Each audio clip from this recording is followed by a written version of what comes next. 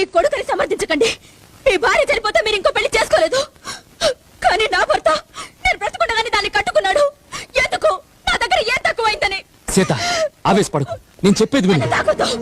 మీరంతా కలిసి నన్ను మోసం చేశారు, నన్ను ఏమార్చారు, అన్ని విషయాలు దాచి పిచ్చిదాన్ని చేశారు. నేను చిన్నప్పటి నుంచి శ్రీరాముడి తప్ప మరో దేవుడిని పూజించలేదు.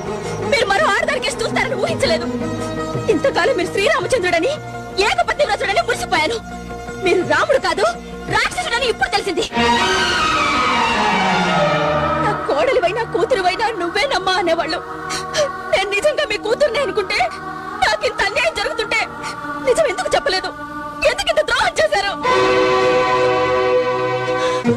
ఏమి, ఎవరు లేని అనాథమని ప్రేమతో చేరదీసినప్పుడైనా అక్క నీ పసుపు కుంకాలను దోచుకున్నాను, నీ మొగుడి చేత తాళి కట్టించుకున్నాను, నీ మొగుడి సొంత